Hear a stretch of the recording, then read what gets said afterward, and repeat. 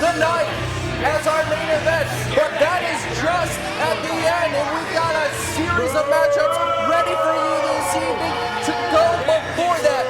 As always, I am your host with the most, Tommy Danger Z. And alongside him, of course, is his best buddy, his commentary friend at the commentation station, JLC. And we have a barn burner for our first matchup. The mighty Bojack making his way to the ring, of course, accompanied by Caesar Asher, half of the den. Half of the dominant den that has continually put not just the roster on notice, but also the CEO of Super Shogun Wrestling, Benjamin Brody, on notice. With their continual malicious attacks back and forth, their tit for tat. We saw that happen in the tag team match on the last episode with Anthony Torricelli and Jason DeMola being handpicked by Brody to go up against the Den, which did result in the Den's first loss here at Shogun. Boy, are they not happy about that. These are two mean guys that need business. And business is about to be underway here, folks.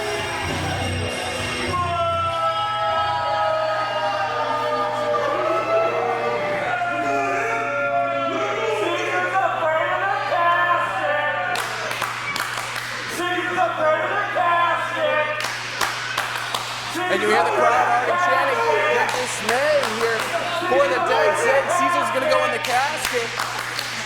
Maybe we have that this side. Caesar going for our ring announcer, Kevin Munson. Of course, his opponent tonight, no mistake, nothing to send the stick sideways at.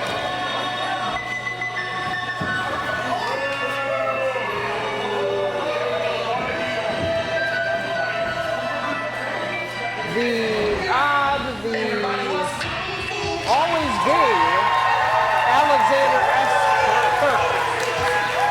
Kung Fu Kirk made his way to the ring, the one who is supposed to be going up against Mighty Bojack in a singles matchup.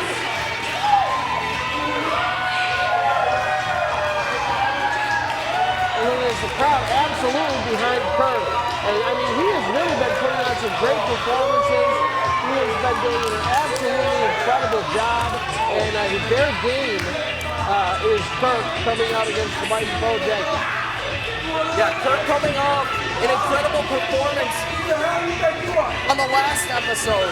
And look at this, not even in the ring. Hang on! Match hasn't even started yet. And the Dead giving a beatdown to Kirk. This is not okay. Match has not begun yet. And this is a 2-on-1. This is not a handicap. This is not a sanctioned handicap match. This isn't even a match yet. We haven't even rung the bell. It hasn't even started. Referee trying to calm things down and get things officially underway. The Dean of Mean Caesar Asher and the mighty Bojack showing the dominance over the 300-pound Alexander Kirk. We may not even what power! Oh my goodness. What power! Kirk being tossed into the ring. Referee Eric Cherry checking on him. And if you want to know how the Dead feel about their defeat last month, they are speaking through their actions now. We gotta see if Kirk's even gonna be ready to go for this matchup. I have a feeling a man with a heart like Kirk, he's just not going to roll over and die like that. He wants to go? Kirk says he's ready, so we're just going to get this matchup underway. Not a good start for Kirk, but hang on! Kirk finding some sort of second wind somehow. Trying to rally the crowd into the energy. Oh, but there he goes! The mighty Bojack showing his mighty strength. Look at this. Of course, Caesar taking advantage. Again, folks, this is not a handicap match. Caesar Asher is not a part of this match in any capacity. And now Caesar throwing Kirk back into the ring. A essentially giving a signal to Bojack that he's good to go, that he's already done enough damage to this point. And this is the domination that we see, the width of the Dead, going in to win the match by any means necessary. They're just in there for damage, carnage, and victories to stake their claim as the most dominant tag team here in Super Shogun Wrestling as Bojack gets back to work on Kirk. And you have to wonder, Benjamin Brody in the back, how does he feel about such blatant cheating? And will there be more punishment? In for the cover goes Bojack. 1. And a count kick out right in that 2 number. And boy, if you're Kirk, you have got to be frustrated. No way to take a breather every single time you start to get an upper hand in the match. Caesar steps in and starts putting a beating to it. Yeah, you can hear the frustration, not just, it's on Kirk's behalf, only from the crowd. The pure, utter frustration. They're able to see what's happening with Caesar getting involved as Bojack continues his dominating nature. Hitting with right hands and right hands in the corner. Corner to corner, here comes Bojack. With a mighty splash. Snapmare takedown. Ooh! Back chop to Kirk. Off the ropes he goes. In for a headlock. A master manipulator, you might say. Going in for something that might have been a lot bigger than it was, and then just settling for the headlock. Kirk's still hanging in there. As Caesar taunts with the crowd on ringside. But for how long can Kirk keep this up? Because he has just been getting a beating since before the bell even rang. The crowd railing him as he gets back to his feet though and delivering right hands to the midsection of Bojack. Goes underneath. Shoulder tackle. Flying shoulder tackle by Kirk. And Kung Fu Kirk looking to power up to the second rope. They don't call him Kung Fu for nothing. That's up with a forearm elbow. In for the cover. This might do it. Bojack looks out. No, as Caesar was looking to get involved. You see that? He was about ready to slide into the ring. Absolute absurdity. He gets involved. He loses the match anyway. So what would be the point? There's Kirk grabbing around the midsection, perhaps going for a German. Bojack knocks his hands loose, but Kirk throws him into the corner. And here he comes. Start. Wow. Look at the strength of the mighty Bojack. And now off the ropes for a big splash. In for the corner. This could do it. Two. No! So sorry, Caesar. And now Caesar on the apron, jaw-jacking with the referee, because he thought for sure that would be three. I'm sure with most of us. But the relentless Kirk, not willing to give up just yet. We've seen how much fight he has against his multiple matches against Rick Cartier. The way he pushed Jacob Braun to the limit. The 4-0 Jacob Braun to the limit. And he only lost by technical knockout. Look at this, Kirk spins him around, enziguri. But the big man flies. Kung Fu Kirk takes to the air. And look at this, Caesar trying to will Bojack back into the fight, telling him we cannot afford to lose this match. You can see he's trying to work with the eyes to make sure he's still conscious, not seeing double. Giving him a pep talk. Crowd chanting Alexander. It took me a minute to figure it out. Nothing going up to the back. But he takes down Caesar in the process. Well played. Well played. And Bojack doesn't realize it yet. If Kirk can capitalize on this could be devastating for the Dead. Caesar paying the price for being too close to the ring. And now Kirk with a German. Holds it. A rolling German. Look at Bojack trying to hold the ring. Can't quite do it. He's trying to use the ropes. And with each one, it looks like it's taking more energy out of both competitors, but with more impact on each one. And there he goes. He holds it in. Two. No.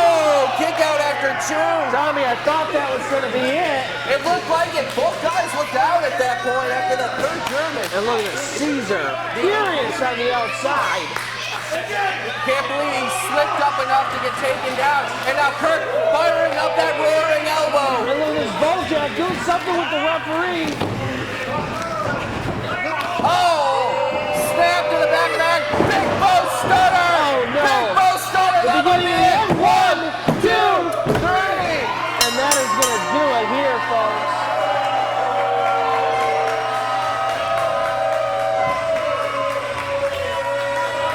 By hook or by crook, the Den has picked up another victory. Of course, on behalf of the mighty Bojack. Your winner, the mighty Bojack, with the assist from Caesar Asher, nonetheless, along the way. With the multiple assists of Caesar Asher. Kirk tried his best to do everything he can to alleviate the assisted nature of the Den from ringside.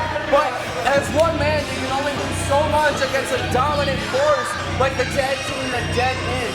They continue to prove how strong they are and what they intend to do here at Shogun, and that is dominate match after match after match.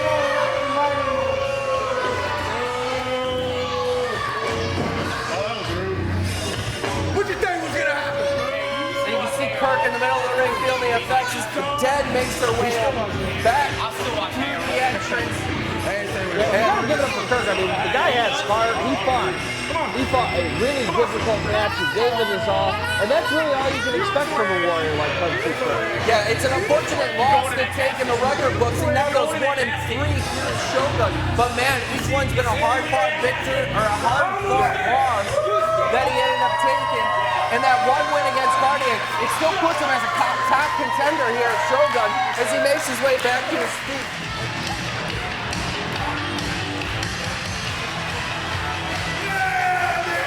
And here we start our next match with De Oro. Roberto Cruz making his way to the ring. He walks past that casket you see there. The one set up for our main event here tonight, the Graveyard Gauntlet match. Here at West Branch, Michigan at Dragon's Den Productions. It is our pleasure to welcome you here. We'd like to thank all of our sponsors that will put this show on as well as every other one. Made in the USA, Jack's Attic, First Fitness, Pink Ink Tattoo, Live One, Realms, Chase Costilla Construction, Better Than Pond, West Branch Antiques and Comics, Kingdom Billers, Ogama County Voice, and the Order YouTube channel presented by none other than my co-commentator JLC. We'd like to give a big shout out to those sponsors because it takes a village to do anything great in this world, and without them, we wouldn't be able to put on this amazing action for everybody here in West Branch, Michigan at Dragon's Den Productions. So thank you again, because the marvelous evening that we have set up, not just the match you just saw, but 2 more without including our main event. I am stoked. How about you, JLC? Yeah, you're not kidding, Tommy. I mean, first match, absolutely incredible. We have a ton more to go. Roberto Cruz always game. Always game and always on point, too. Much in the same game of like the way that the Den work, right? They're always keen on being weaknesses in particular moments to take advantage in a match. But Roberto Cruz has a tall order tonight. We got a newcomer coming here to Super Shogun Wrestling, one man I know very well that I've seen in other promotions here in Michigan. This is Tyler Dean. He is a Raven Reborn, the high flyer. He may be small in stature, but he's got a heart as big as the Statue of Liberty. A little bit of an irony coming from you saying he's got a tall task ahead of him right there. Because as you can see, the size difference between Tyler Dean and Roberto Cruz is a bit staggering. I mean, the weight differential between these two is sitting at about 110 pounds. For match number 2 is a singles match scheduled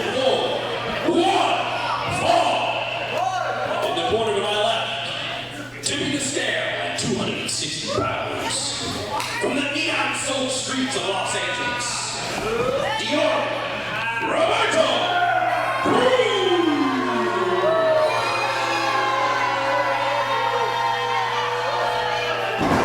love lost between Cruz and this one. Weighing in at 150 pounds. Soaring on the treetop tower. He is a reigning, reborn Tyler Dean. This crowd firmly behind Tyler Dean.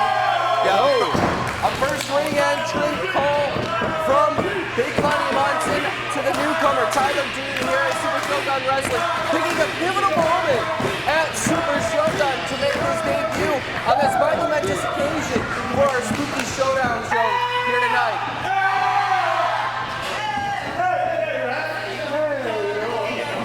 Jay Oro jaw-jacking back and forth with referee Orville. Orville checking everybody, making sure we are ready to begin this contest. No more funny business tonight.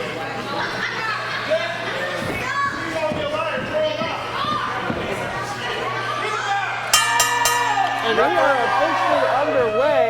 Roberto Cruz versus Tyler Dean. Roberto Cruz trying to get the crowd into it. They have no desire to fly under his banner.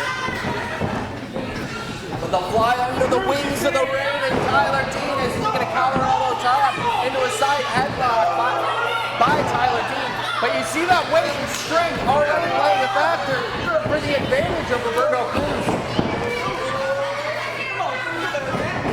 Up and over. Whoa. The wits of Tyler Dean to pull down that top rope as Cruz goes over. Because Tyler Dean is going to fly. If I'm Roberto Cruz, I'm going to get out of dodge, and he does not. And a suicide dive knocking Roberto Cruz back. Tope Suicino.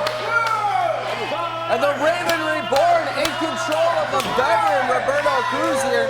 Look at this, Roberto Cruz frustratedly throws him back into the ring, going to reset, or try to. But Dean reversing it into a bulldog. I gotta say, And for a drop kick from knee level. Tyler Dean, of course, not huge in stature, but boy, his speed is going to be something to contend with here as Cruz tries once again to reset himself. He has not been able to match the pace. Whoa. Tyler Dean goes for a pendulum there, and Cruz. Big name for Cruz. After turning that around and then sends him in the corner on the apron. And a clothesline on the apron. All of a sudden the tides have turned.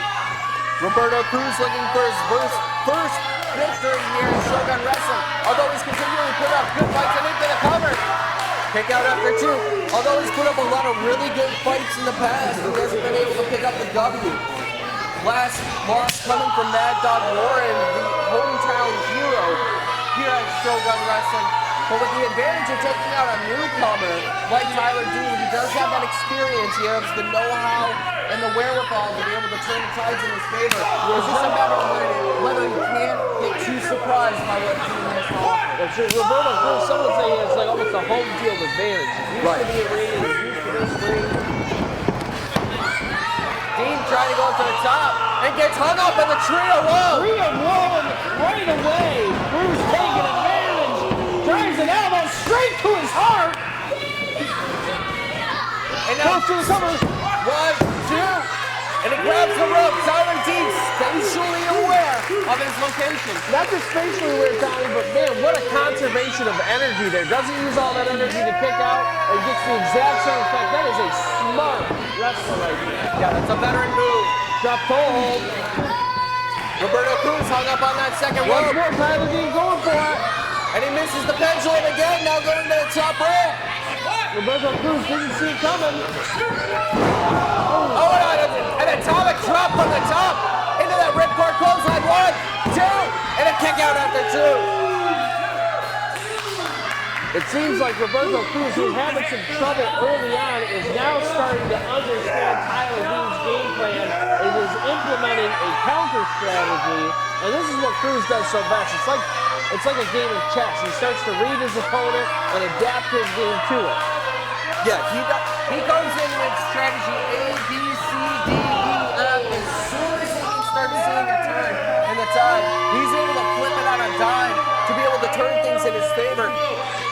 he has control over this match. And right now, he's got firm control as Dean is wrapped up on that second rope. And now using the forearm to force the chokehold as referee Orville's trying to make him break the count. All the way to a 3 count before Roberto Cruz breaks it up.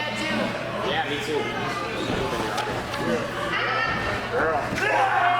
And again, holding from the bottom of the chin. And just throwing him down to the mat disrespectfully. Slowly wearing him down, wearing him out. You know, Dean, the thing with a guy like Tyler Dean is he needs to be the one setting the pace of the match. He needs to be fast. It can't be this slow, methodic beatdown. And the longer that Cruz does this, the more he not only implements his own game plan, but make sure that Dean can never implement his. Absolutely. Being able to wear the big man down through the speed and agility is the factor for Dean coming out with a winning strategy. Up to the second rope. Oh, trying to get to the top. Here we go. Wait for her, Karana. Caught. Bounces him off the rope. Sit down, power. 1, 2. Wow. Tommy, I thought that was it. I didn't think there was a way Dean was going to be able to get the firm expression on Cruz's face when he made that pin looked like that was it. He thought for sure he had it. And it is an absolute mirror opposite of his face of exasperation now. As now he has to wonder, okay, so what do I have to do to put Dean away? That's one way to do it. Right to the inner thigh. And now with a little bit of gloating to add to the dismay of Tyler Dean as he's trying to figure out where he's at in the ring as Cruz now going up to the second rope, but Dean making his way up with a right hand chop and then a left. Look at that, he's beating him on the second rope, going all the way up. And Trying to steady himself. Oh, behind he goes for the head scissors takedown. And then look like it took just about everything out of Tyler Dean to make that maneuver happen as he's now knocked out. Referee at a count of 2. He has bought himself some valuable time, some breathing room. Hopefully to turn the tide.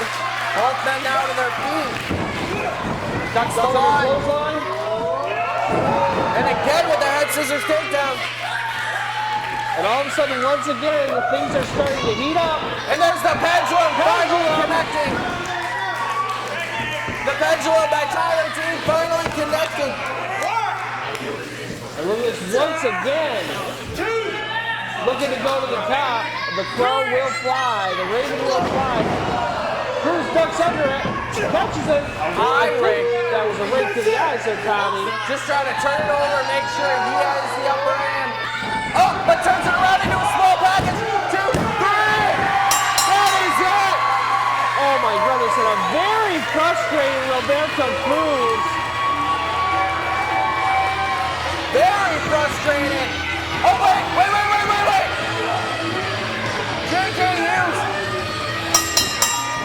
JJ Hughes coming in. This match is over. And what is this?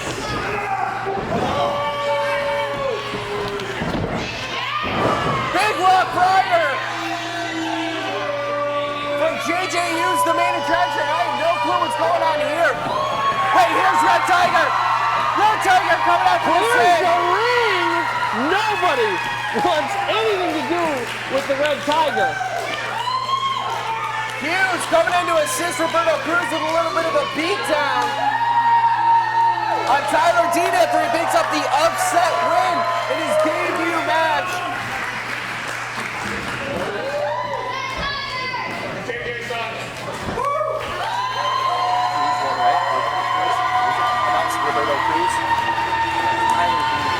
Tyler Dean, along with his buddy Red Tiger, standing tall.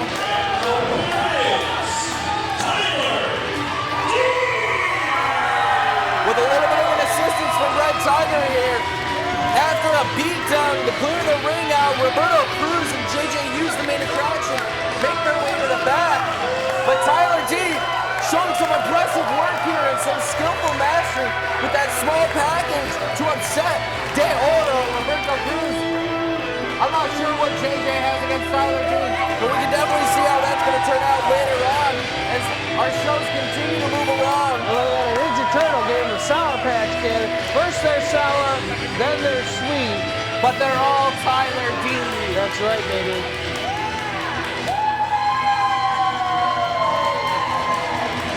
And folks, if you are noticing around the arena, yes, our audience was encouraged to come in costume. That's why you're going to see some crazy things tonight, even crazier than normal here at Super Shogun Wrestling.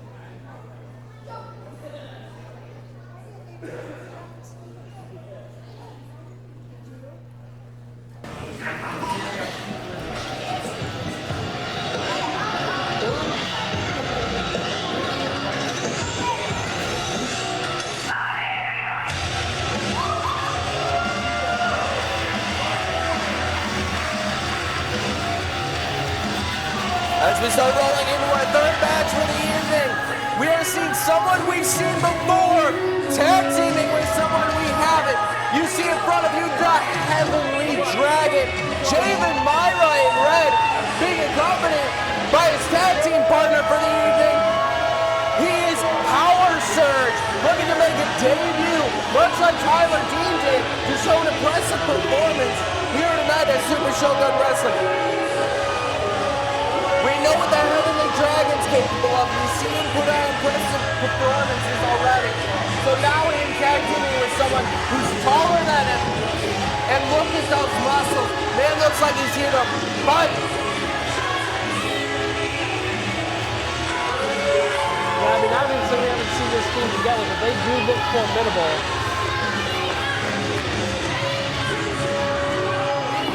I see nothing but pure drive, adrenaline, and anger between these two. Yeah, absolutely.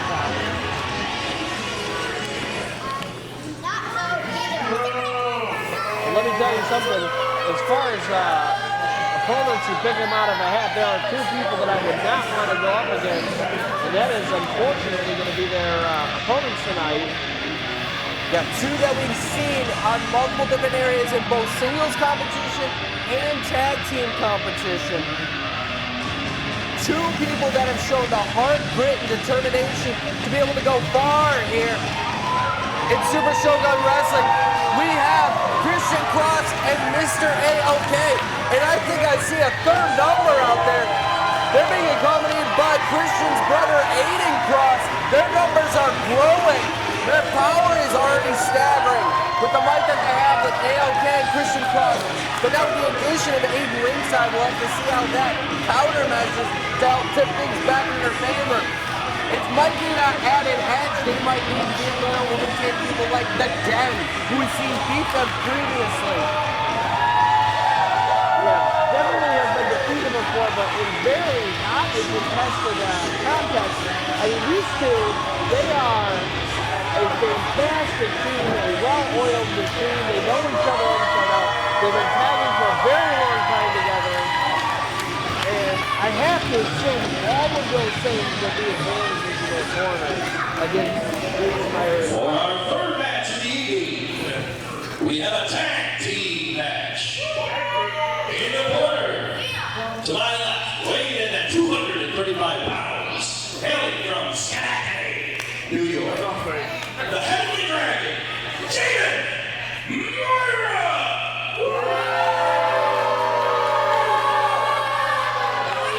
He is accompanied by 220 pounds of pure beef from Montoursville, Pennsylvania. Power Surge!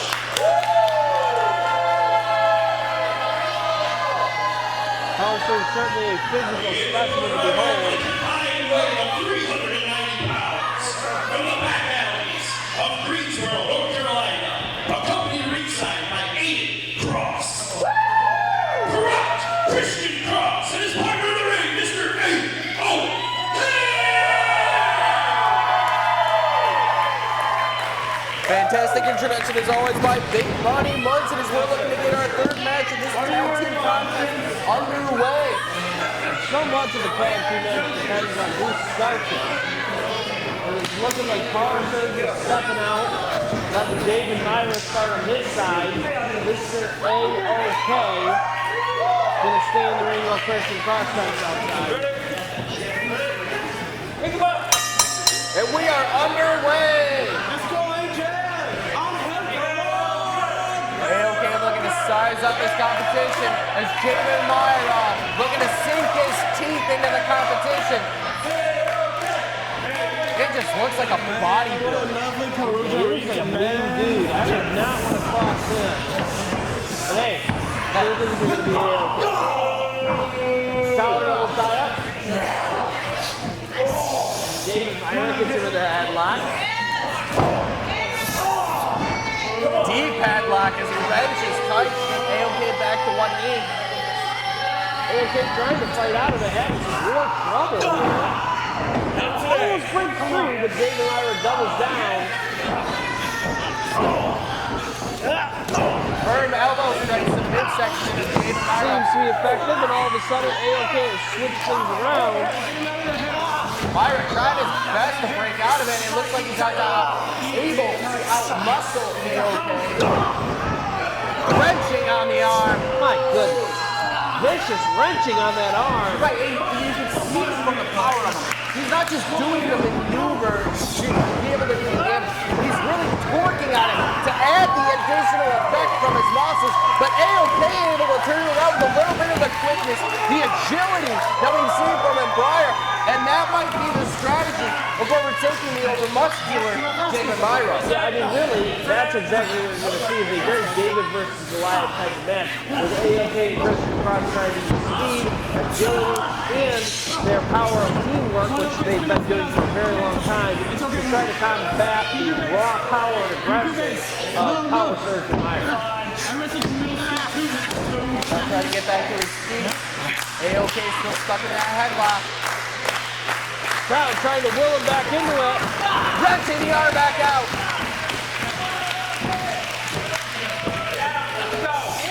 Back up the ring.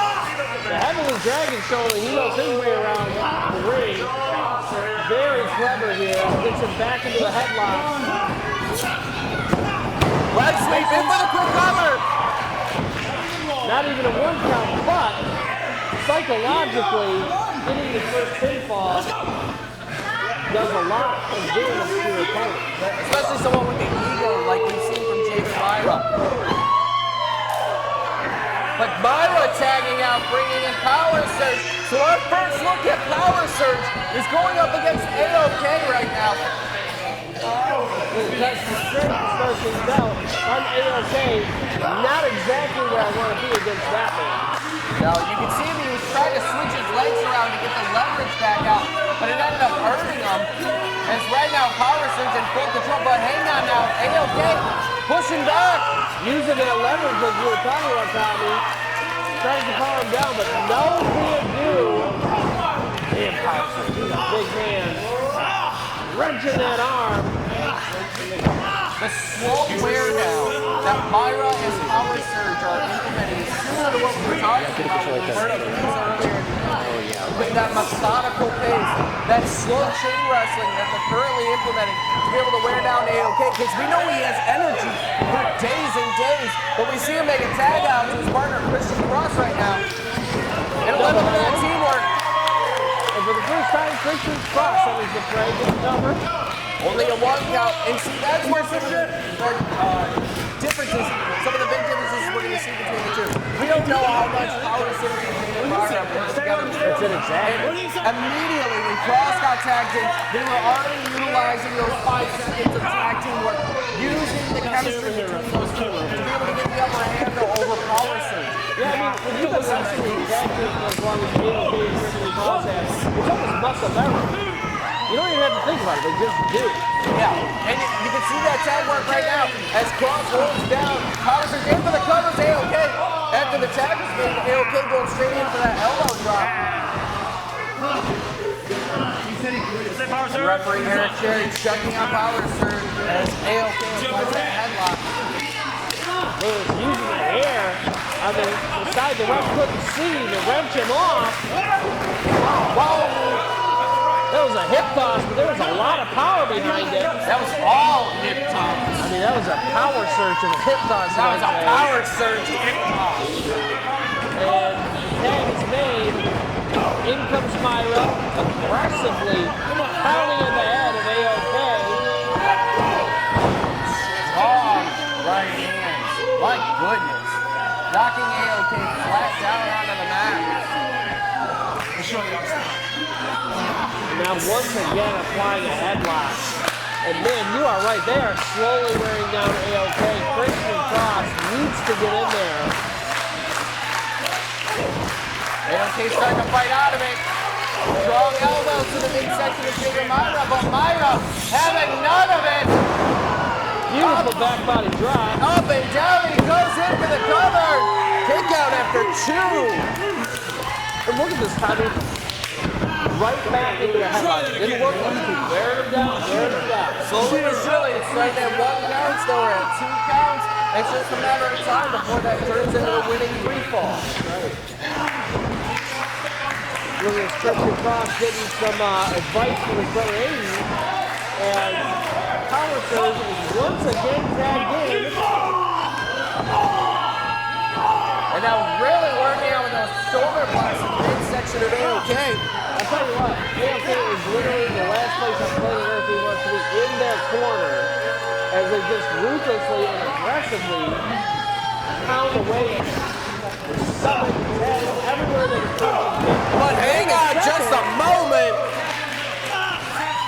Strong shoulder tackle. Look out, Ninja, a pirate and owl are running by. Be careful. Attack to Christian Cross. In full Irish whip. Up and down he goes. Followed by a wishbone and a double boot to the face. And look at this, Christian Cross looked over at David Meyer and just kind of gave him a look like, this is what tag team wrestling is now. Picks up Power Surge. And we're going for an Irish whip. It is reversed. David Meyer get involved. And then dropping out of the ring, but it gave enough time for Power Surge to get that roundhouse kick in. And now a suplex straight up and over. Very clever by Javen to switch the tides there. And once again, Christian Cross now in the wrong corner as Power Surge and Javen using both the ability to tag in and out and those 5 seconds of free time in between. Big shots across the chest of Christian Cross, and he's trying to walk that off. Trying to get out of that corner. And look at this. Using the rope to wrench on that arm. And Aiden getting involved saying, this is not okay. Looks like he's setting him up. Up and down he goes with another suplex. Look at that. Flawlessly done, Myra. That was picture perfect. And it looks like he intentionally took him down a little early for like a brain buster. And once again utilizing the ropes. And it's looking like Cross has very little left in him at the moment. He's got to be able to recalibrate. He's got to make a tag to be okay. He's looking a little bit fresh than he was earlier in the matchup. Fresh and frustrated. You can tell he wants that tag. Right now, Power Surge and Myra are exactly where they want to be. The correct face, the correct corner in the ring. Everything is going their way.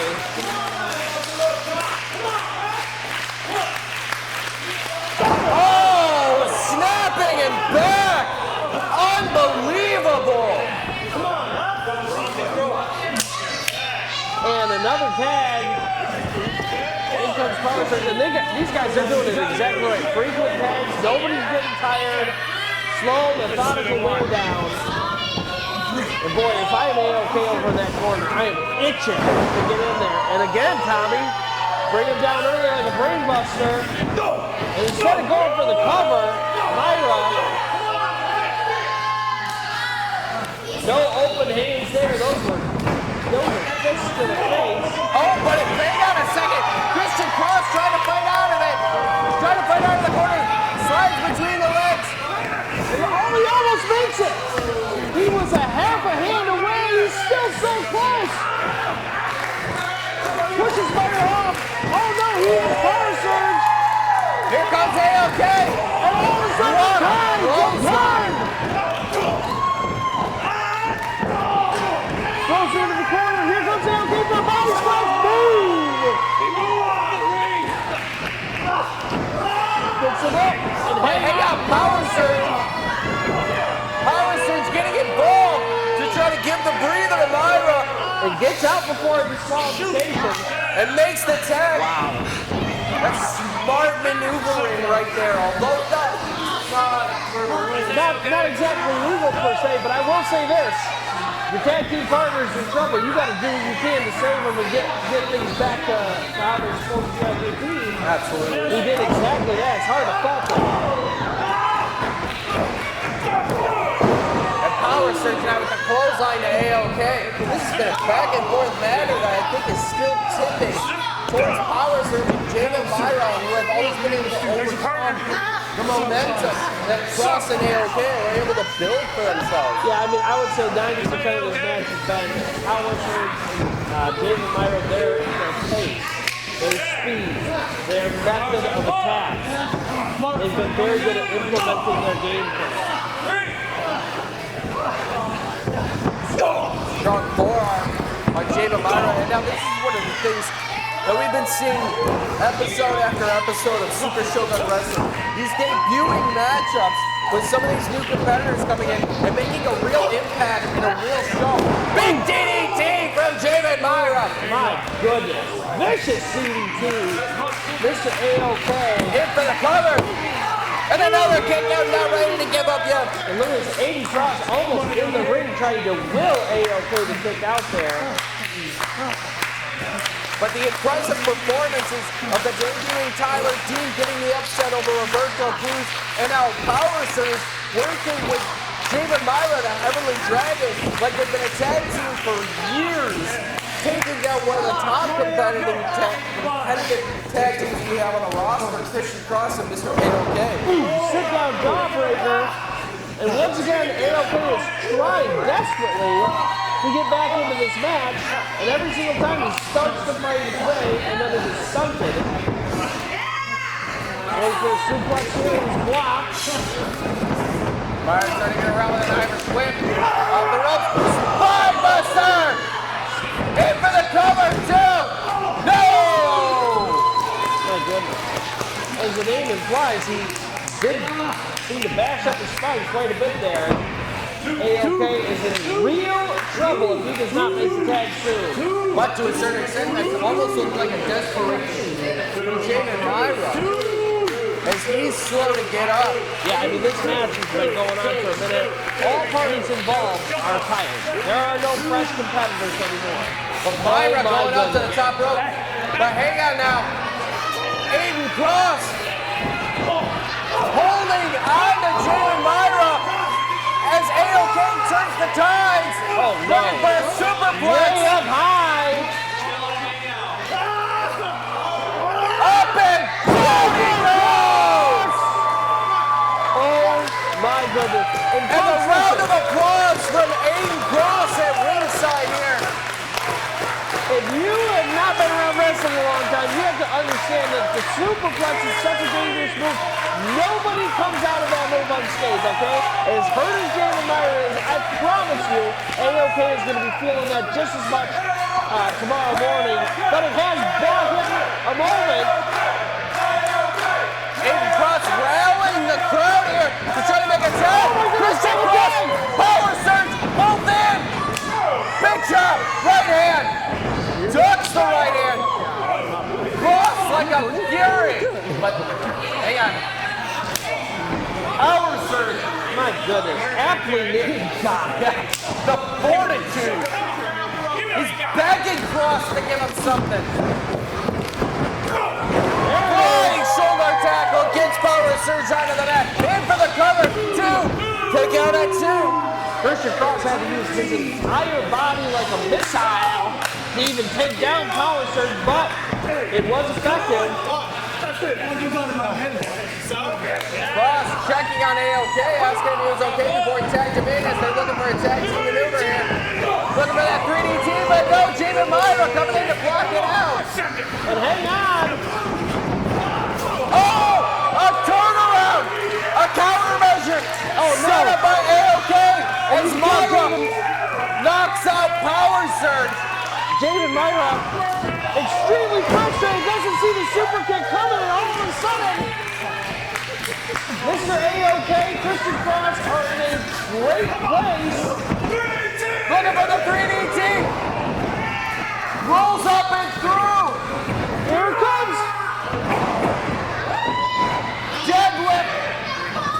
Suplex. 1, 2, 3. And A-OK and Christian Cross pull out with the victory. And impressively so. The grit it took, and it was just one turnaround. That last turnaround that allowed Christian Cross and A-OK to turn up the victory on that one. Absolutely a game of inches. All that was David Myra and Power Surge with one tiny mistake. And Christian Cross and Mr. A-OK, they know how to capitalize. They've been a tag team a long time. One tiny mistake is all it takes. They're going to take advantage and capitalize. Right. We had Power Surge going in and trying to set up for his twisted transistor into David Myra to be able to do something else, but no. What a turnaround. And again, match after match, we see the heart that these two have. There is just barely any way to put them down.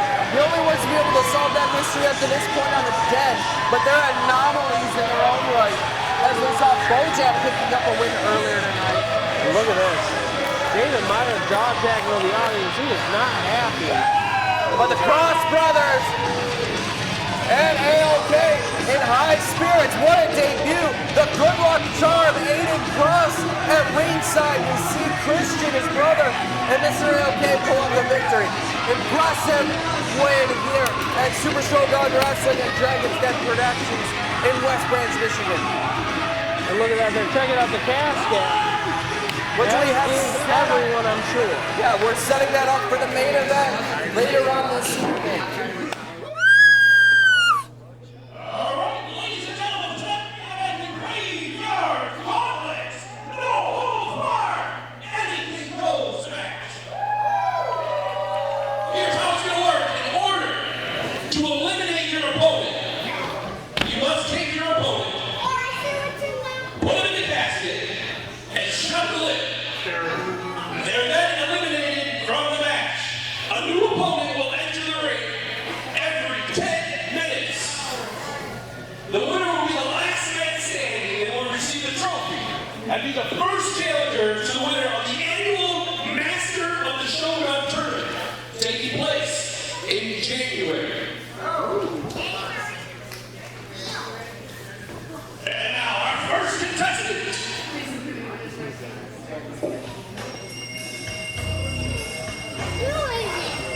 And we are back on the way, folks. And you heard it all from Big Mother Munson. It is not enough to simply throw your opponent in the casket. Lid must also firmly shut. That's correct. Wings. And here we go with man number one. Difficult position to start in. Caesar Asher. Yeah, the way you want to start, the way you want to enter this match is near the end. You're the freshest and all your opponents are at their weakest. Absolutely. So the main thing for Caesar is not to win right now, but to survive.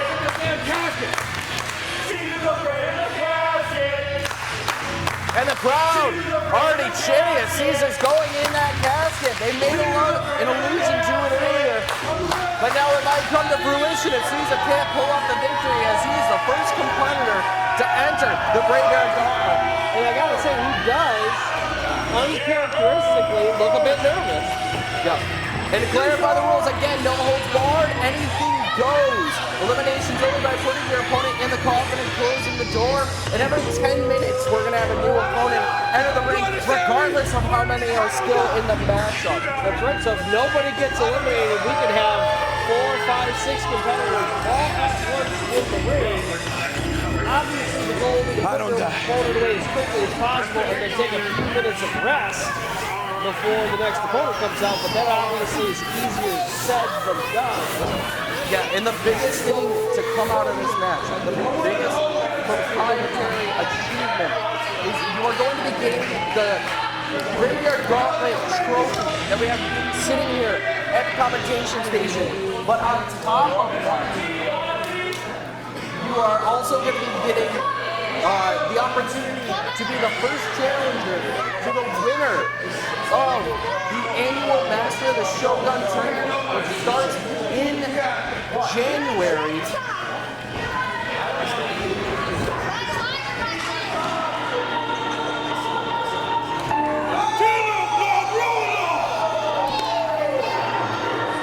The tournament starts in January. In that January tournament, the Master of the Shogun will crown our first Super Shogun Wrestling champion. So, if you are able to come out of this matchup with a victory, if you are not able to win that tournament, you are the first challenger to get a crack at becoming the next Shogun champion. But now making his way to the ring is Baron Voodoo. And look at this. I mean, I know this is a Halloween episode, but my goodness, this guy is straight out of a horror novel here. Got bones in his head. He's got a staff, a red trench coat. He looks like he's about to put a curse on somebody in the audience. Creeping his way into the ring. These are going to be our first two competitors for the Gauntlet match, and then every 10 minutes, a new competitor is going to come out. Caesar Asher already in the ring, and Baron Voodoo making his way into the ring at the moment. Simple mystery. He's a baron. He's a baron. Substantial lands somewhere in hell, I presume. Or Louisiana. Yeah, or Louisiana. Basically the same. To my right, weighing in at 250 pounds, from Mount Rushmore, the Dean of Meat, Caesar Asher!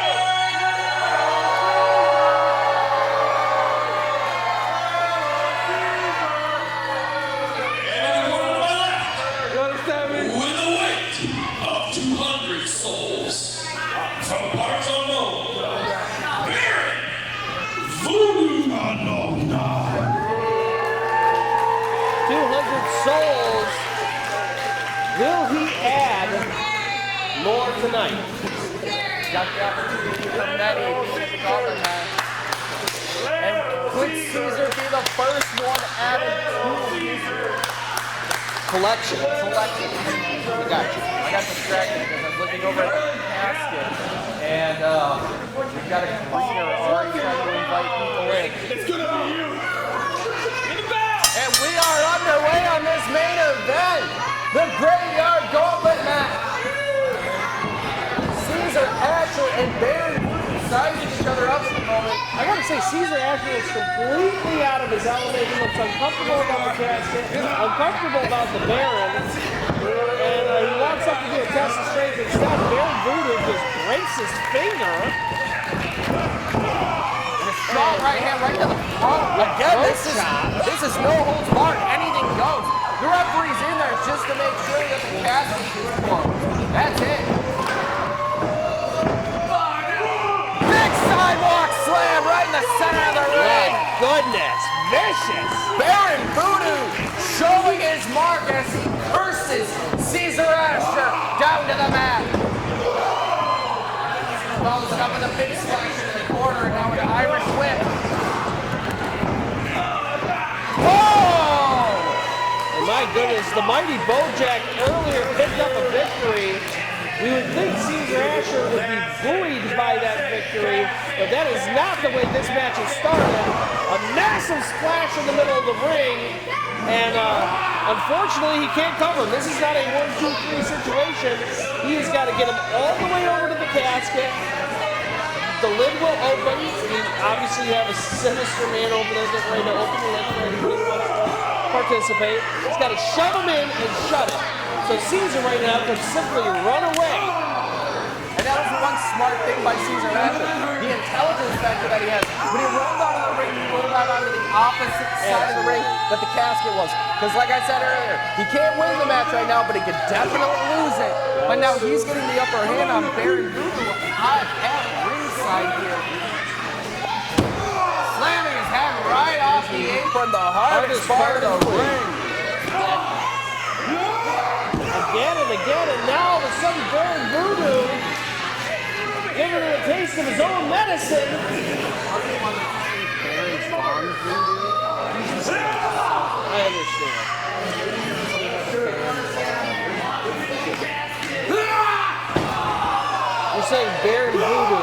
not an intention of name. No, it needs to be Baron Von Voodoo. That's particularly a lot of V's. But big back suplex onto the apron. That's what these two. I mean, Caesar. As you'll notice, there are no countouts, folks. There's no 20 count, no holds barred. Literally anything goes. Weapons. Ooh, the stairs. Shoulder first into that stairs.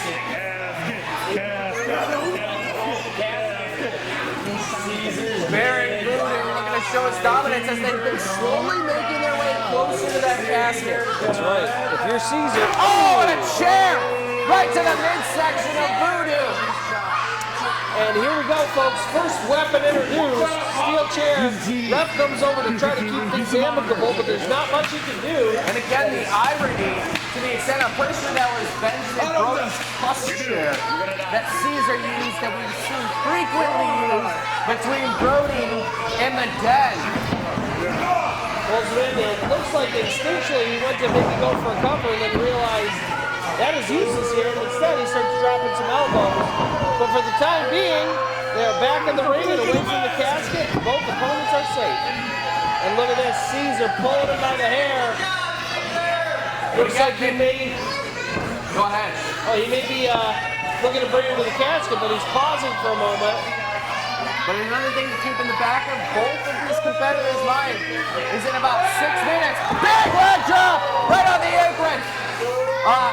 Is that in less than 6 minutes, we're going to have a third competitor out Yeah, this is not a 1v1 contest. Hang on. Oh, what are you doing? Whoa. Caesar, come on. I know everything goes, but oh! And Big Money Munson's got that microphone. Big short right from Big Money Munson. And Caesar all of a sudden finds himself in a place he does not want to be. He is by that casket. I think he saw it and then shuddered towards the ring. It's Voodoo now goes into a front. Big Baron Von Voodoo. I don't know. How many adjectives can you add to make it strong? And look at this. Caesar Asher taking advantage of when Baron Voodoo went to slide into the ring, and now he's put the boots to him. Non-stop boots. Without that 5 count, he can go as long as he wants. But again, Tommy, time is ticking. Time's ticking, and we're under 5 minutes now. If you are Caesar or Baron Voodoo, I mean, if I'm one of them, I'm getting my opponent in my casket now, so I have a couple as minutes soon to as do possible. this. Because the longer I have to rest in between, hang on now. Caesar doesn't realize what happened. All of a sudden he does. He's like, But a clothesline drops Voodoo again.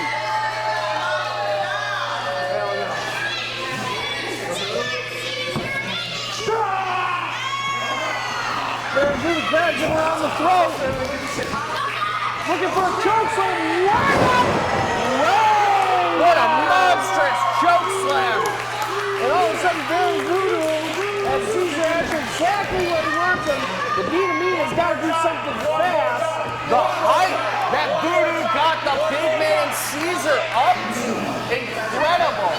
He is going for his staff. And he appears to be seeing something with his hat. Looks like he's going to put a curse on Caesar. Oh, no. Caesar Asher, look out for the curse!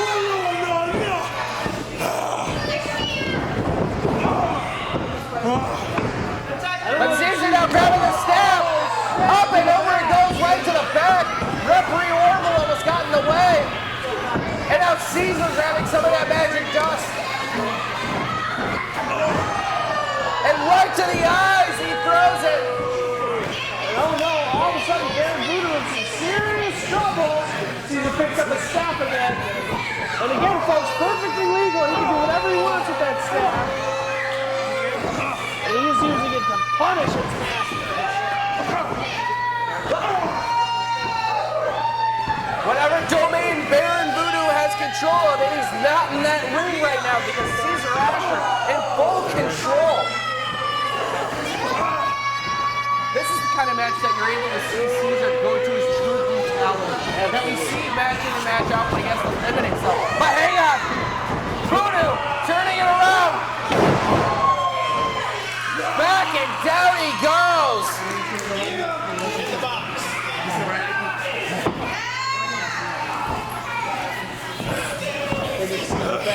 Ties ever taking down. Tick, tick, tick, tick, tick, tick, tick. Caesar on the outside. We may be seeing our very first attempt. Caesar crawling almost towards the casket as Voodoo's crawling for it. Picks him up. He's about to dispose of that body. Collect another soul. Now elbows from Caesar trying to turn it around. And he runs straight back into the ring. He's playing no games. He was not giving it a single chance. He just went straight back into that ring. You know, but Caesar's thought process is, I don't care if I eliminate people, but I cannot be eliminated. Correct.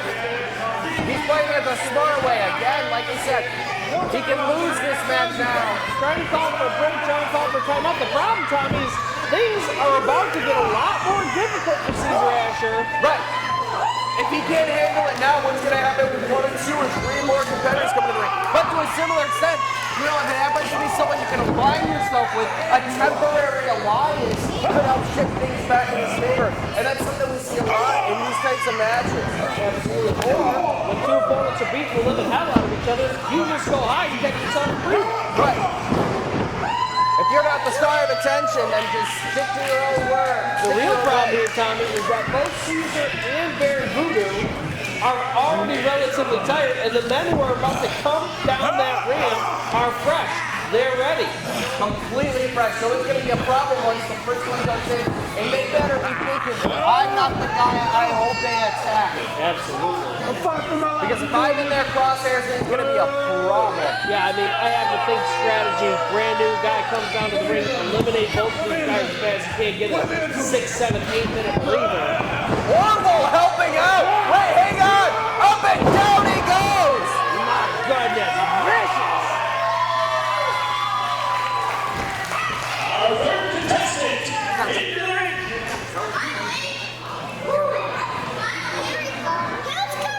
10, 9, 8, 7, 6, 5, 4, 3, 2, 1. And hang on. Are they trying to form an alliance right now? Caesar is talking to Barry Voodoo and says, listen, neither of us are fresh. This guy's about to get, oh no!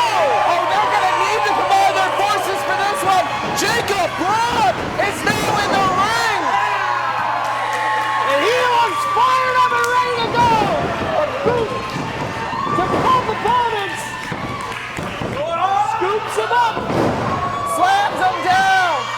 Looking for number 2. So much for having a single competitor in mind to take out. Braun's taking everybody out. Now sending Gauntlet for a spin. And he just realizes this is not an opponent, this is a referee. But folks, we just saw. Oh, and a back chop by Voodoo. You want to know how great Braun is? He just toppled a Caesar and a Baron in one night. Impressive. What a showing from the Carnival and the Carnival. And I'll say, if there's anyone that can outlast everybody in this match, it's that man right there. We've seen a main event in and main event out. Just do unbelievable things, have gas for days, and the strength to overpower the biggest competitors.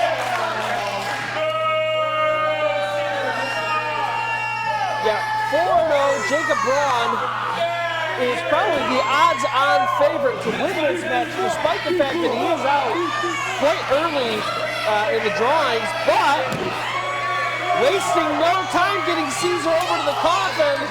The Phantom opening the coffin, and this may be it, folks. He's trying to tip Caesar in.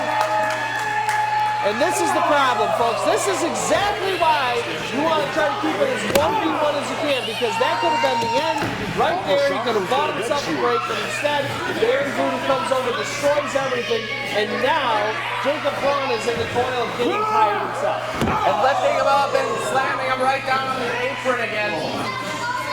And the alliance between Caesar Asher and Baron Voodoo has lasted mere moments. They are both at each other's throats once again. This time Caesar legally using Baron's jacket. Almost like suffocating him. There's any breath out of somebody. That's the way to do it right there. Right. And Caesar's trying to get brought into the casket. This will be a major upset. He's got him up. Oh, he wiggles free of it. And now Braun trying to get him in. Shoves him in. But folks, he is not eliminated yet. He has to close the casket. Before he does, Baron Voodoo comes over. But Caesar not letting the casket door close as the Phantom is trying to close it. Caesar gets out. And now Baron Voodoo is close. And Jacob Braun takes him away. Slams his head against the ring.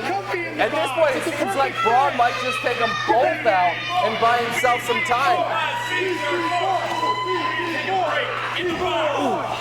Caesar being the closest to being eliminated up to this point. He spent some time in the casket, but the lids never closed, so it wasn't eliminated.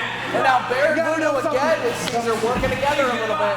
And folks, may I remind you, this entire time, the clock is counting down on another man coming down to this ring and further complicating things.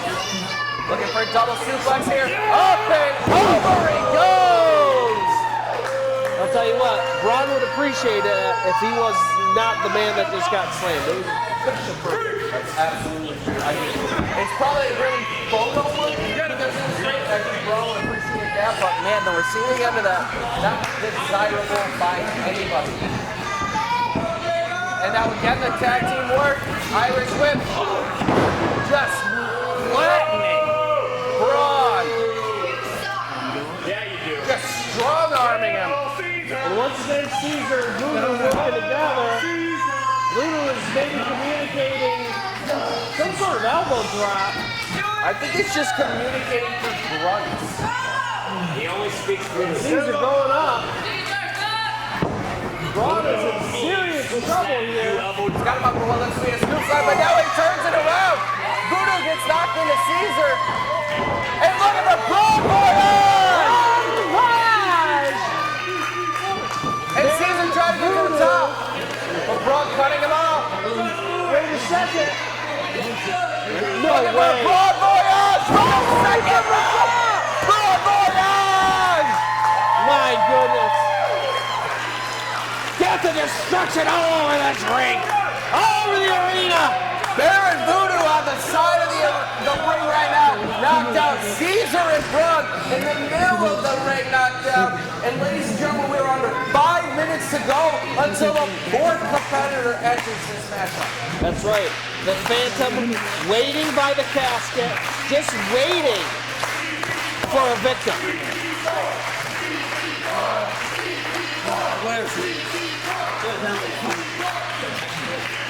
And now Baron Voodoo and Braun going at it at the ring steps near the casket as Caesar's starting to stir. Caesar coming over to our booth once again, grabbing that steel chair. As Voodoo and Braun fight back and forth, trying to get each other into the casket. And there goes Voodoo! There goes Baron Voodoo! Not close! But hey, no! No! Oh my goodness! Massive upset!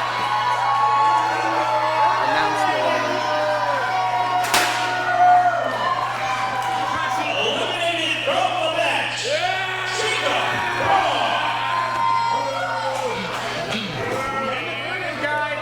And Baron Voodoo. And the Von has stopped. Baron Von Voodoo.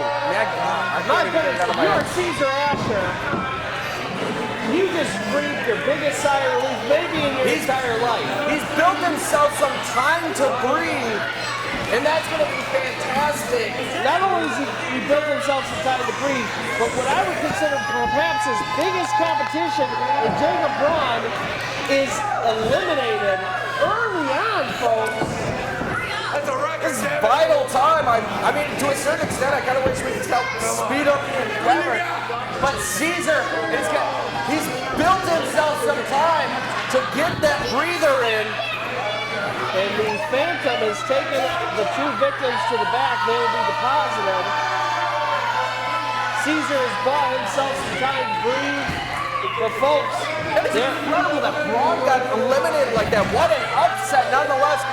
Caught in the crossfire of putting Voodoo back into the casket. And then Caesar is taking advantage of the situation. Something he's finding out. Yeah, he has been the most aggressive with the no-holds-barred rules.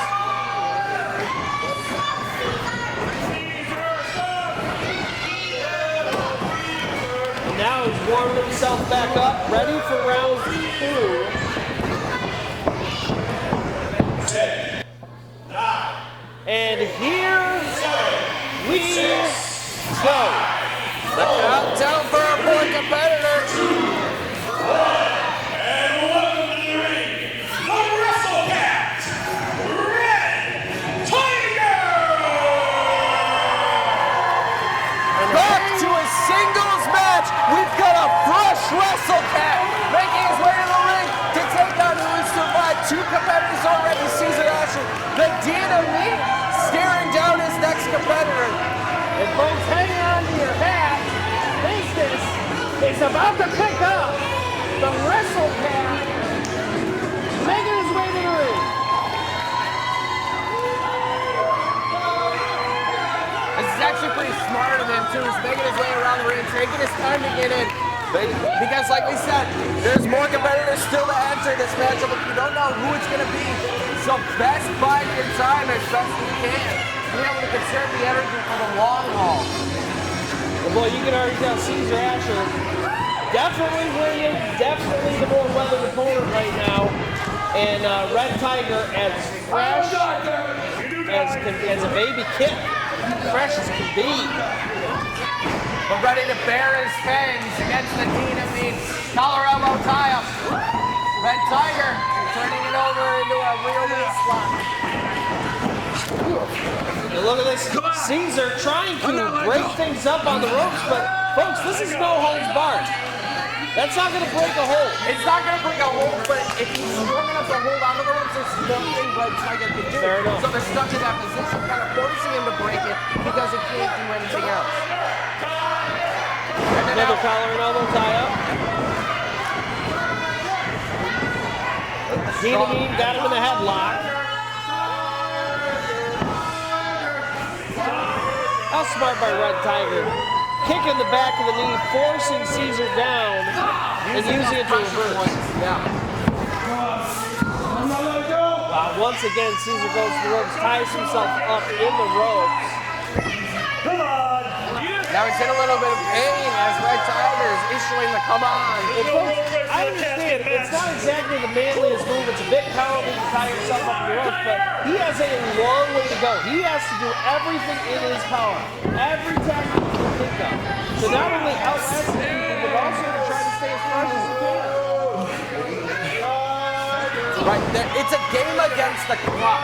You're not necessarily wrestling the other competitors in the ring. You're wrestling the clock right now. Big shoulder tackle by Caesar. Red Tiger flattened on the mat. Now off the ropes goes Caesar. Bolt up. Trying to anticipate the maneuver. Hang on.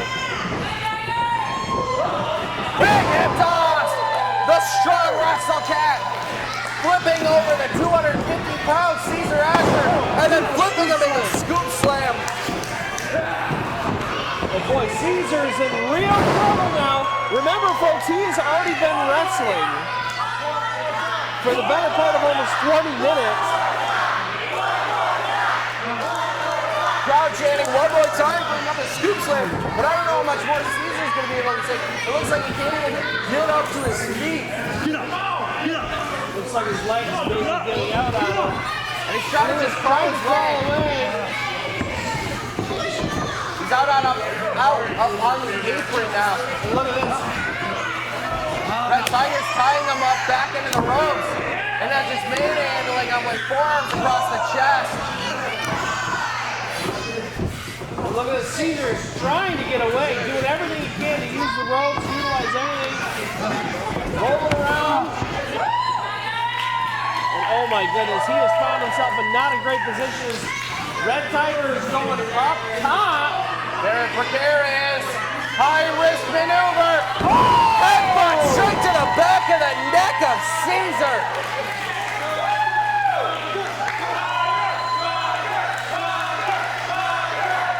Crowd rallying behind Red Tiger now. Caesar looks dazed and confused as we're just about hitting the 5-minute mark before our 5th competitor enters this matchup. Caesar is still fighting. Look at this, he grapples Red Tiger and wrestles him down to the ground. He wrestled the Wrestle Cat. And now forearms right to the back. Just trying to maintain control at this point. Again, to outlast. Headbutts to the spine of the Red Tiger.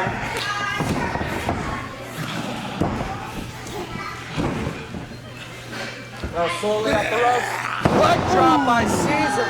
The slow, methodical pace, allowing Caesar to deal damage while slowly catching his breath to continue his way through this matchup. You don't understand. Absolutely. And now, if you're Caesar, you're looking to dispose of the Wrestle Cat, give yourself another section of breathing room before his next set of opponents come out. Gets him in the corner, vicious chop. You can hear that all the way across the arena here, folks. The Dragon's Den Arena echoing. And now a chop off occurring, followed by right hands. And These two are chops. hitting each other any way they can. Chops, punches, slaps, headbutts.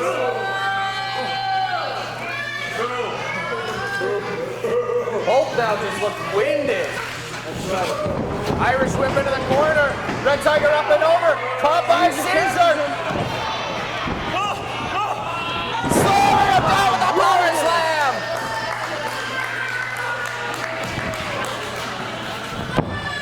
Red Tiger just twitching in the middle of the ring.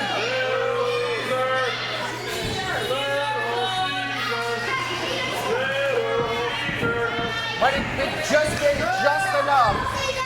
And now Caesar looks like maybe he's gonna go up. Trying to get that moonsault off. The man does it with pure perfection every time. And Red Tiger placed perfectly in the middle of the ring. Up to the top.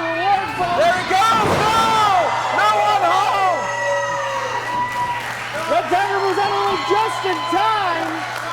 And they don't call it high risk for nothing. Caesar Asher, center of the ring, in the real trouble. If he was winning before, he's something else entirely now. Tries to get up. And they rock bottom! And now he's got to try to capitalize. Especially again, he's trying to muscle Caesar over to the edge of the ring, trying to get him over to the casket side. And Tommy, if he can do it, I don't know that there's anything Caesar can do to stop him. He's got to be out on his feet. I mean, he's been wrestling for a long time. He just got the pride rock bottom. Yeah, all Wrestle Cat has to do is just get him in there, and it's game over. And he does wrestle him up. He's got him. There it goes. There it goes.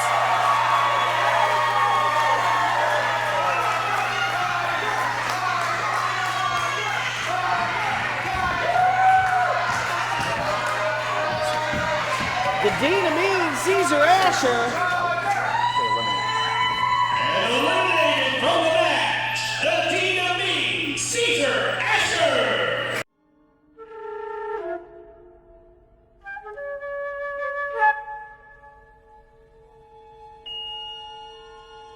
They call me crazy. And if I say I'm not crazy, then that just defeats the purpose. But I'm actually starting to believe them. As I lay in this casket, I do know one thing. There's only one man responsible for my madness. And the next time I see him, everyone in Shogun's gonna know that I'm gonna kill Brody. 10, Just in time. 7, 6, 5, 4, 3, 2, 1. And our fifth contestant into the ring, the great Akula.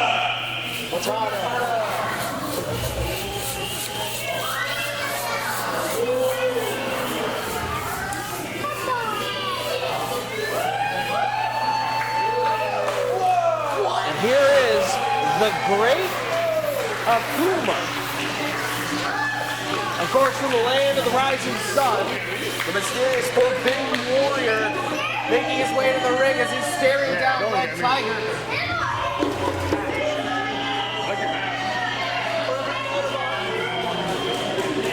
and look at this, Akuma setting down his Japanese Hanya mask, removing his cloak.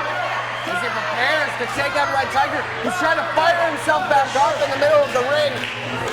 And folks, they call the great Akuma the Forbidden Warrior. This man has a warrior's spirit. A lot of ceremonies involved. But around he goes. In he comes. Straight from the land of Japan, he's here to try to show the strong style that gave the inspiration for Super Shogun Wrestling here. A little bit of speed, a little bit of tease. As the great Akuma is looking to stare down the Wrestle Cat. You got this. Red Tiger's almost confused as that's what he can do with the opponent. Another newcomer here into the matchup in the Shogun Arena. The great Akuma. The prestige behind the Japanese warrior. And here we go. These two perhaps looking to start things off with a test of strength where you can count great respect. Oh, and he throws off something into his hand. It would seem that great respect is lost, and here comes the great Akuma. What's strong? Kicks right to the midsection of wrestling. First law, the Irish whip into the corner. Beautiful arm drag. Another, oh wow. Up and over he went. Beautiful. Following it up with a third. And the Wrestle Cat's got energy for days at the moment. How long can he hold out? All the way up. Monkey flip over. I don't know if it's a monkey flip if it's a cat doing it, but. Oh! Clotheslines him all the way over the top! That stunning smack as soon as he hit his chest. Unbelievable. There's Akuma now on the outside of the ring. Red Tiger catching his wind on the opposite corner for just a moment as he strikes to make his way back around. And the great Akuma circling towards the casket and then away, and it looked like he was calling for a timeout. Unfortunately, great Akuma, no timeouts here. Is there something backstage that I didn't get a memo about that everybody thinks like a timeout? I don't know, he's in the middle literally. Caesar, great Akuma, come on! He's literally begging.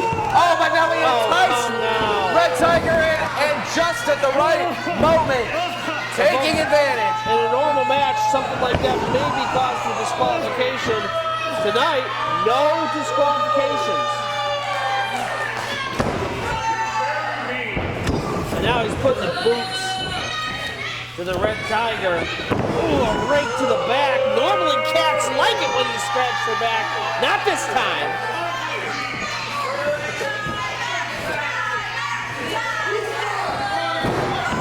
Now an elbow from Akuma to the back of the neck. And man, what a smart move by Akuma. He was getting dominated in the ring. He goes out, he resets, and cleverly takes advantage of Red Tiger trying to get back in the ring. And now the tides have certainly turned for the man from the land rising sun.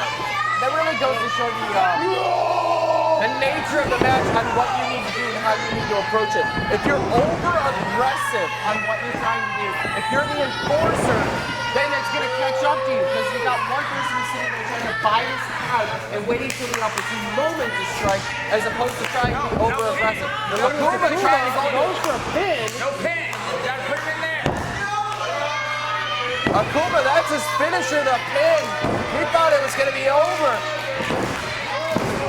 Now, he's got to get his competitor into the casket.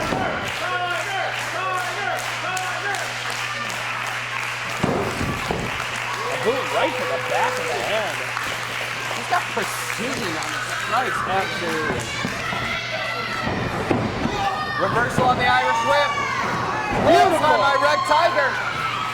Comes for another one, gets it. A third. Dumps it under a lariat.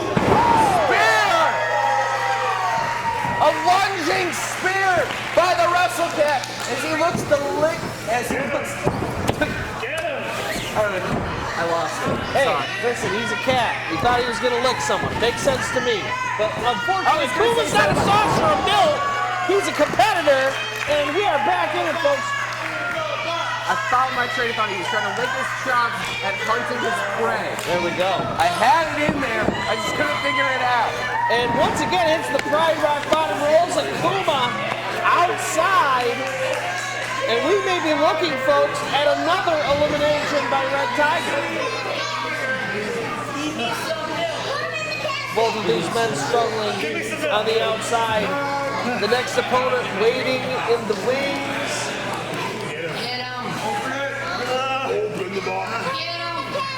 Slowly getting Akuma back up. Is he going to try to muscle his way into that casket? Oh, he's just using the casket as a weapon right now? No. Oh, no, he's shoving him in. Dirty. Akuma's fighting it. Oh, but he gets the Muda Miss! The Muda Miss! From Great Akuma right to the eyes! It was a bait and switch like he was trying to wait for the right moment. My goodness. Blinding Red Tiger right at the most opportune moment where we thought he might get eliminated.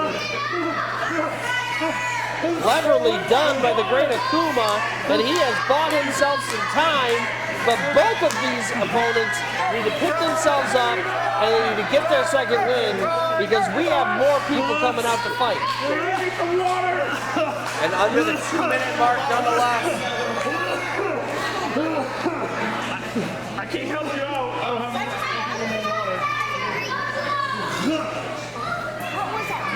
anybody else? Akuma on the ground right in front of me. Red Tiger on the outside of the ring, just outside the casket. Suffering a Muda Miss right to the eyes, but these aren't even the last competitors. We've already seen Caesar Asher eliminated. Baron Voodoo eliminated. Jacob Braun eliminated. And folks, here we go. 7, 6, 5, 4, 3, 2, 1. And the 6th contestant entering the ring, accompanied by Miss 95,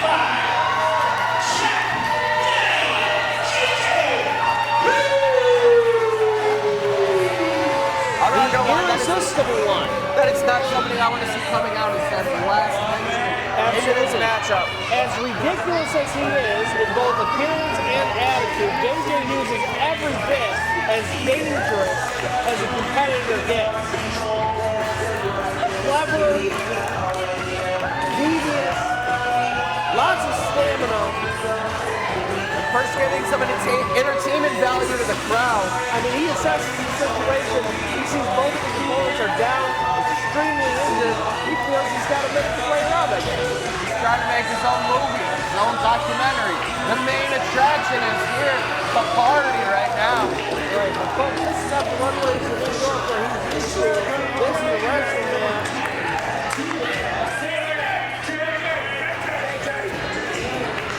Red Tiger finally to his feet in the corner. But he's trying to just slowly work his way into the ring. Akuma barely stirring right in front of our competition.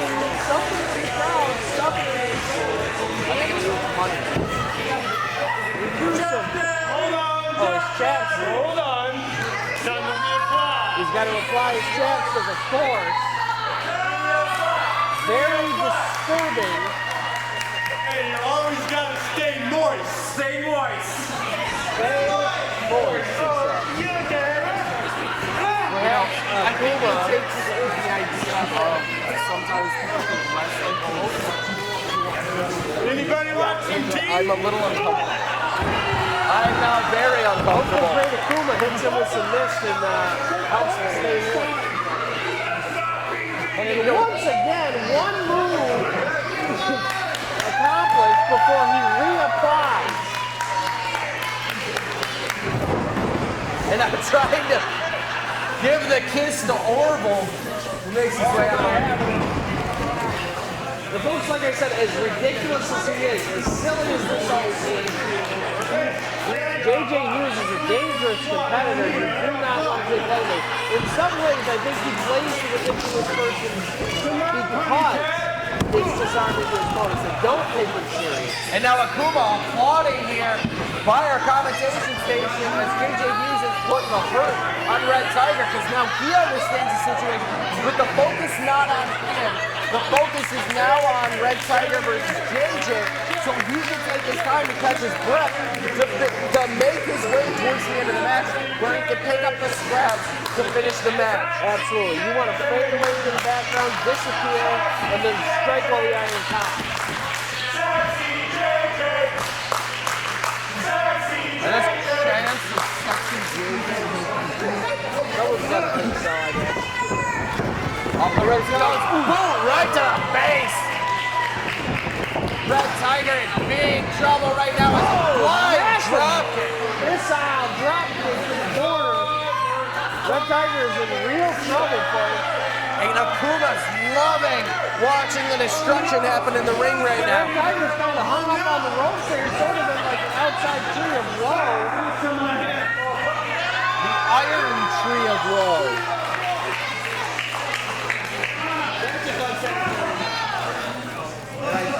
I mean, obviously we're not here representing the other side of the ring, but it looks a whole lot like he just applied some of his chapstick to Red Tiger. It's very possible. We might have to check the camera footage later on to be sure. Look at that, throws it across the ring. Takes out another one. And he pulls out his second. I think that's like his tongue. And now the crowd again trying to rally the WrestleCat. Red Tiger getting back into the ring with the assistance of JJ Hughes.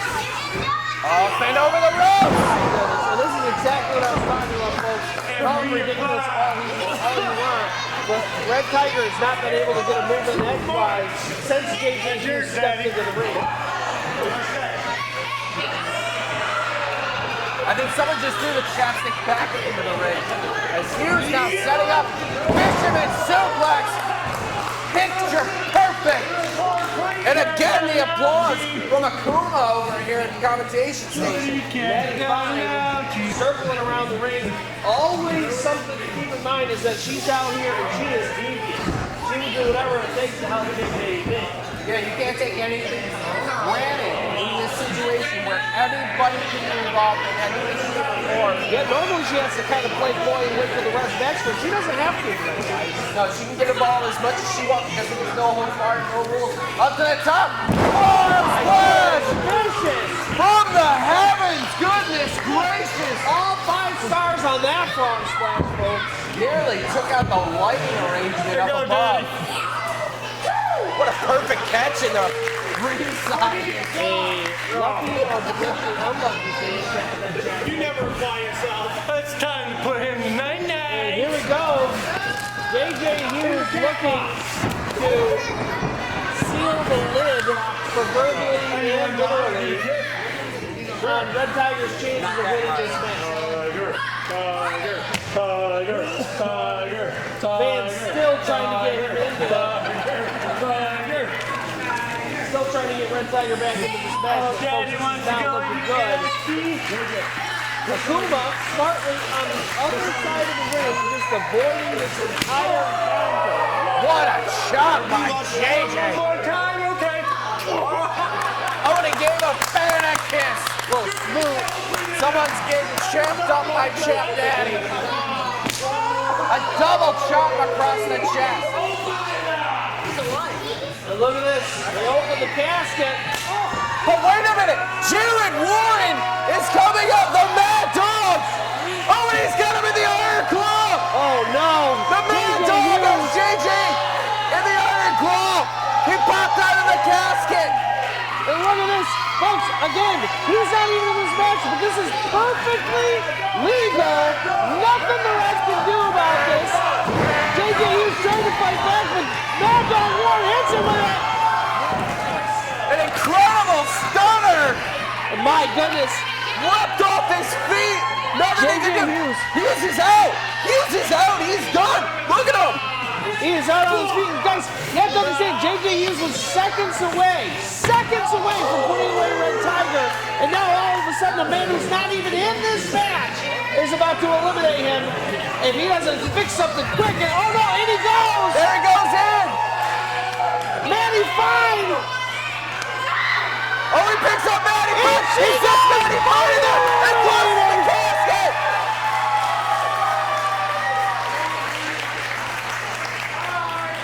The irresistible JJ Hughes and Matty Fine have been eliminated. And folks, That just leaves the Great Akuma and the WrestleCat Red Tiger, who is, Red Tiger has just taken an insane beating. I think he's on the other side of the ring steps. I can barely even see him. And this entire time, the Great Akuma has been catching his breath.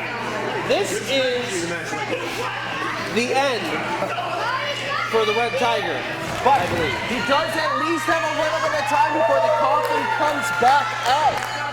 Yeah, they do have to dispose of JJ Hughes and Matty Fine, but that was quick work. Out comes our coffin. Red Tiger is trying to will himself back into this, but folks, I just don't know how much he has left in him. But here we go, center of the ring. These two warriors battling it out.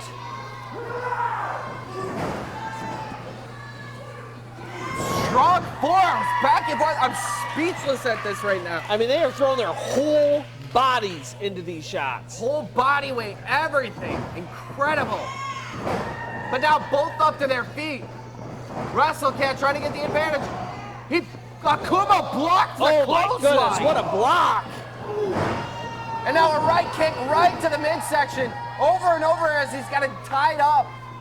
And look at this, Akuma easily going to the top rope, Balancing nimbly across. walking all the way across it.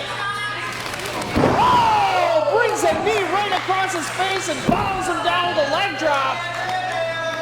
But once again, waiting to pin Red Tiger, and once again, Orville has to explain, no, you must throw him in the casket. Perhaps something was lost in translation with the Forbidden Warrior.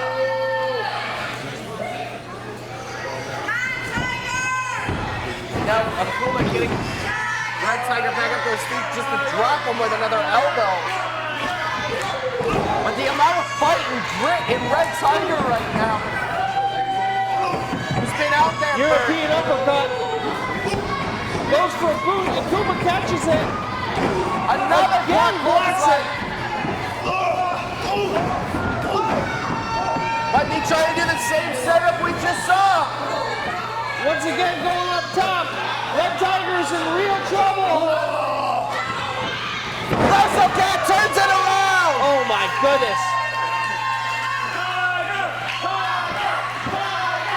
Out there for almost half an hour now, the WrestleCat Red Tiger trying to do his best against the newcomer, the Great Akuma. Looking for another Pride Rock bottom. Oh my God, he hit it. And folks, this could be the beginning of the end. I thought the Great Akuma had it in the bag, but it looks like the Red Tiger has turned things around. Slowly dragging Great Akuma to the outside of the ring, near the casket. trying to muster every little bit of strength he has. And look at this, he opens it, the lid is open. They're right there. And he's trying to get Akuma in. And he gets him in. The lid is open. Folks, that is it. The great Akuma has been eliminated.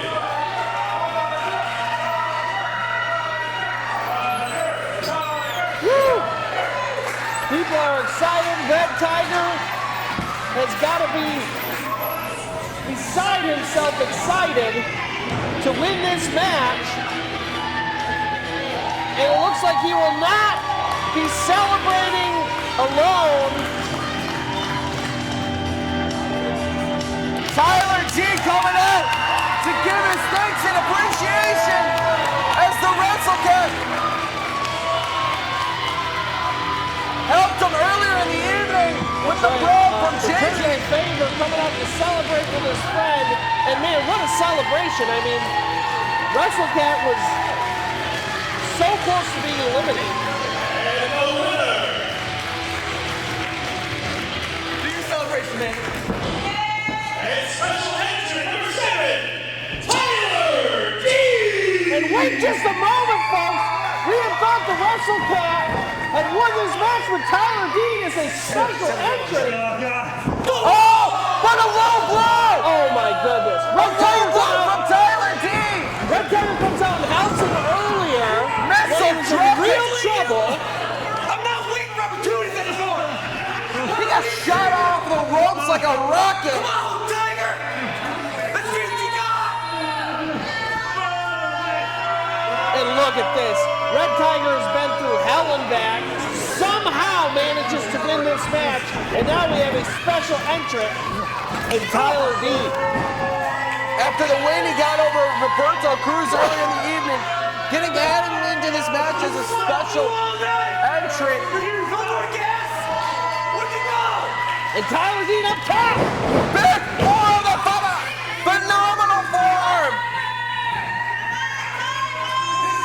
My goodness. As if the WrestleCat hasn't been through enough. The Red Tiger is about to be eliminated by a man he saved earlier tonight. Tyler Dean dumps him to the outside.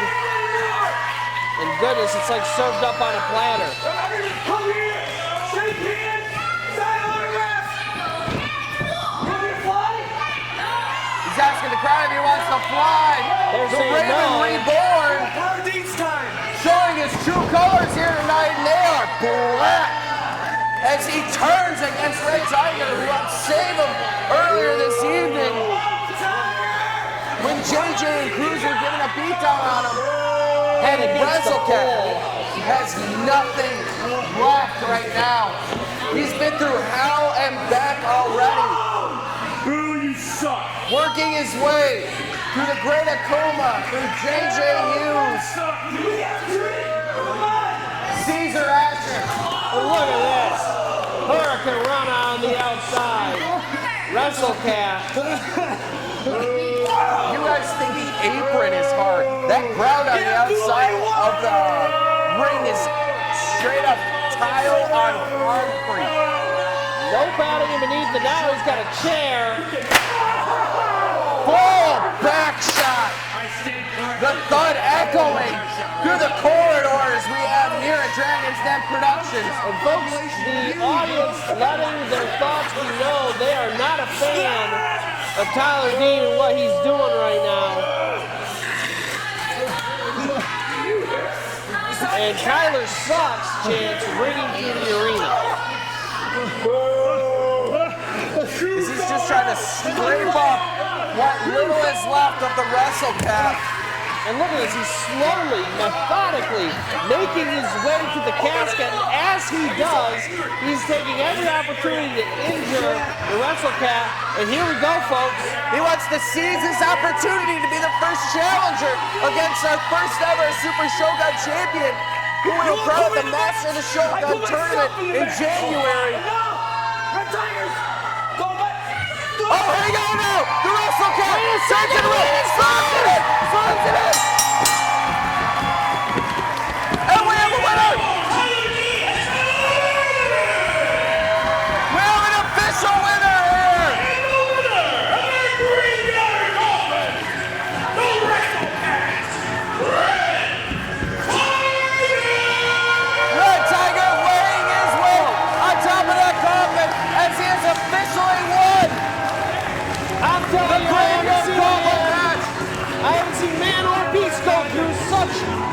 such torture, such a gauntlet, and come out on the other side.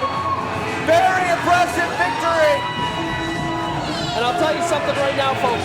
Whoever wins that tournament in January, they have got a hell of a first opponent to go against.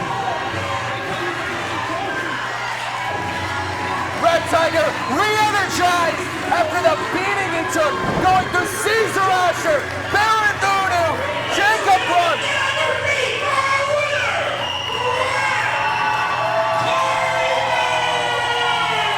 And look at this, folks, streamers flying in. Baron Voodoo, Jacob Brunt, the Great Akuma, JJ Hughes, and the re-debuting Tyler Dean, taking them all down to come to as your main event winner in the Graveyard Gauntlet match here this evening. He will be our first challenger of the inaugural Super Shogun champion, who we will crown at the annual Master of the Shogun tournament being held in January. And folks, we are going to wrap it up there. What an absolutely incredible night here at Super Shogun Wrestling. You have been spooked, you have been surprised, it has been amazing. And here comes our CEO, Benjamin Brody. To give us congratulatory efforts of Red Tiger for the endurance that he's shown, the power and the grit of powering through that matchup to come through the winner of the gauntlet. And you can see he's taking a beating, but man, he'll be smiling when he's licking those wounds tomorrow morning.